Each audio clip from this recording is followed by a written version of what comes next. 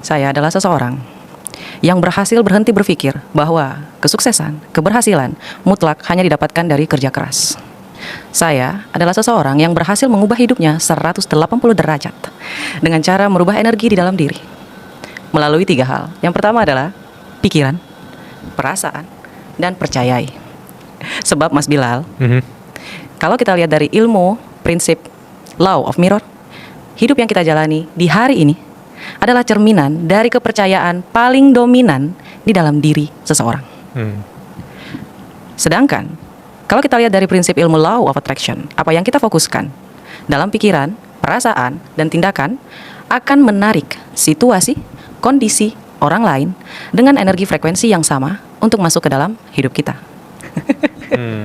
Jadi bisa disimpulkan Mas Bilal, ketika kita mampu mengendalikan diri dari hal yang paling dasar seperti pikiran, perasaan, dan percayai, maka kita menjadi bisa dan mampu mengundang keberuntungan, kebahagiaan, kesehatan, rezeki, atau hal baik lainnya untuk masuk lebih banyak ke dalam hidup kita. Kalau saya bilang ini adalah ilmu prinsip monopoli diri, sesuai dengan nama saya, Roma Strip Monopoli Diri. Jadi kalau Mas Bilal nanya, bagaimana orang lain mendefinisikan Roma? Dan apakah mereka bisa mengambil hal positif dari video ini? Itu tergantung dari kepercayaan paling dominan di dalam para peserta. What do you think? Apa yang kamu pikirkan? And what do you believe? Apa yang kamu percayai in you, di dalam diri kamu? Kayak gitu Mas Bilal. Wow, so simple. Sejak podcastnya dimulai sampai di menit ini, I see. the way mereka ngelihat siapa orang di pembilang ini juga menentukan sekali pikiran mereka, perasaan mereka, dan tindakan mereka ke depannya. Apakah mereka langsung ambil catatan untuk mau mencatat, atau sekedar langsung kasih asumsi ini orang siapa sih? Aku bisa aja skeptis ngeliat nih orang. Karena itulah bagaimana orang hidup sekarang, tentang bagaimana mereka percaya selama 5 tahun terakhir, 10 tahun terakhir. Dan itu realitanya. Yes.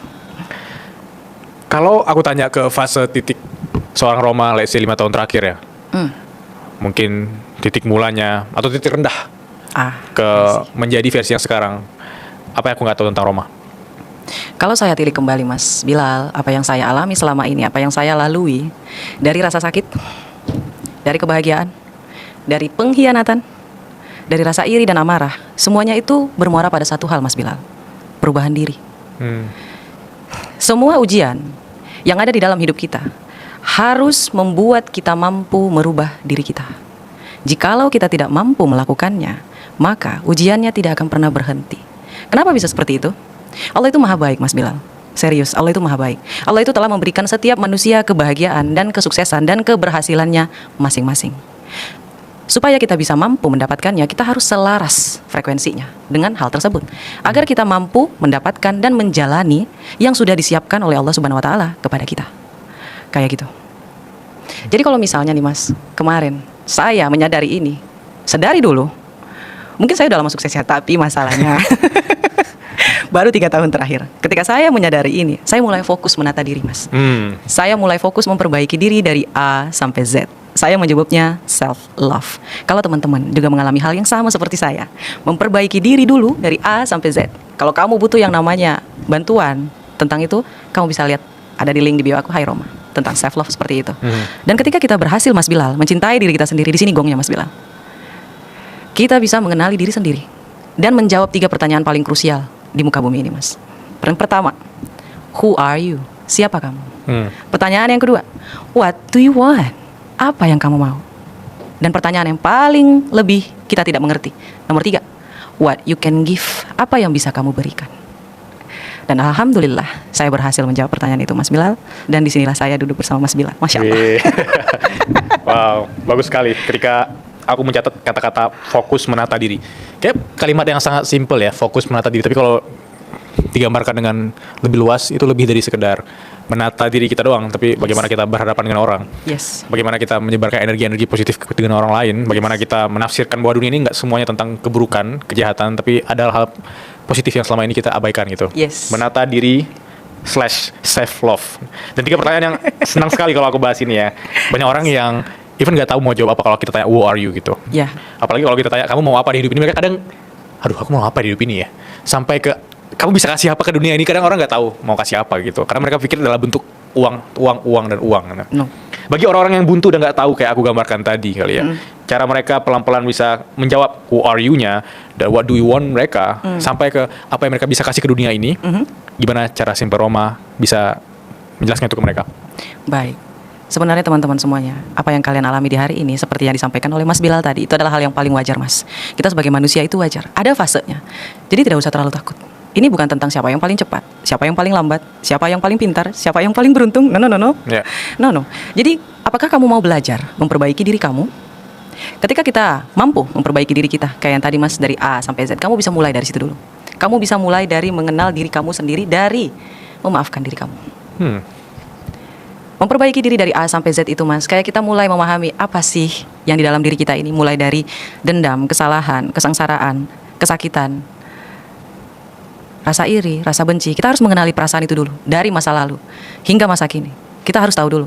Dan itu bisa kamu lakukan di dalam jurnal. Kamu bisa tulis apa yang kamu rasakan. Dan terkadang manusia, Mas, merasa dia sudah memaafkan, tapi dia belum selesai. Ya. Itu tersimpan semua, Mas, di identitas lamanya, di alam bawah sadarnya. Dan sadar atau tidak, mau atau tidak, jikalau kamu belum memperbaiki diri kamu yang dari dasar ini, maka identitas lama kamu yang akan menentukan apa yang kamu miliki, apa yang kamu alami, dan apa yang kamu rasakan di dalam hidup ini. Sedalam itu, Mas. Ya. Seluar biasa itu. Jadi kalau ada di luaran sana yang ngomong tentang self love, tentang belanja segala macam, yes, itu betul, tapi itu telah melengkapi beberapa tangga. Langkah paling pertama itu masuk ke dalam diri sendiri dulu. Itulah kenapa tadi saya bukan mau jualan ya, Mas. Ya, aman. Karena saya sudah melakukannya dan saya berhasil. Siapa tahu dengan saya duduk di sini memberitahukan kepada teman-teman, tolong lakukan jurnal, tolong lakukan afirmasi, tolong lakukan self love. 10 tahun lalu Roma itu nggak bisa diem, selalu bekerja keras, selalu keringetan, selalu melakukan fisik kayak gitu. Karena saya berpikir kesuksesan itu cuma bisa diraih dari kerja keras. Saya akan melakukan apapun, semuanya dimulai dari uang. Saya bisa bahagia karena uang, kayak gitu. Saya bisa dapat kalau saya mengusahakan.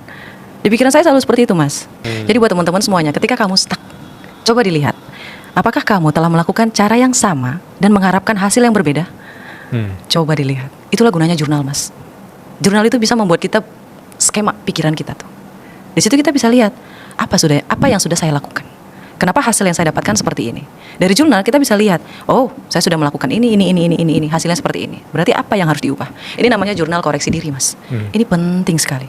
Dan saya alhamdulillahnya sudah melakukan jurnal dari umur 11 tahun. 11 tahun. Cuman kalau afirmasi, manifesting, I don't know about it. Jurnal kayak diary gitu ya. Diary mungkin, maybe. Tapi sedari dulu memang saya selalu menuliskan what I want. Apa yang saya mau. Tapi tentang diri saya sendiri, bukan tentang orang lain. Nah, ketika saya tumbuh dewasa, 3 tahun terakhir ini saya mulai menuliskan tentang apa yang saya bisa berikan kepada orang lain. Teman-teman semuanya, Allah itu maha baik. Allah itu maha baik. Ketika kita menginginkan sesuatu, oke, ucapkan secara detail. Dan contoh yang paling dekat, Mas, manifestasi saya yang berhasil adalah ketemu Mas Bilal di hari ini. Masya Allah. Masya Allah ya. Saya tuliskan, Mas. Cuman memang tadi saya lupa bawa. Saya lupa bawa jurnalnya. Kalau nggak saya tunjukin kepada Mas Bilal. Saya menulis di situ, alhamdulillah. Ingat guys, ingat, catat. Catat, ini ilmu bagus. Kalian tulis juga sekarang ya. Alhamdulillah, saya diundang ke Suara Berkelas pada tahun 2026 dan bertemu dengan Mas Bilal.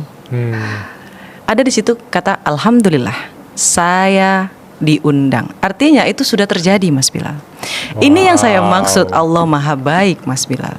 Allah itu maha pemberi, maha penyayang. Selama ini kita selalu bilang Allahku maha baik, Allahku maha baik. Tapi kita nggak tahu di mana baiknya, di mana pemberinya itu di mana. Jadi buat teman-teman semuanya, hack. Ini adalah hack untuk bisa naik ke atas lebih cepat. Wow. Masya Allah, tabarakallah.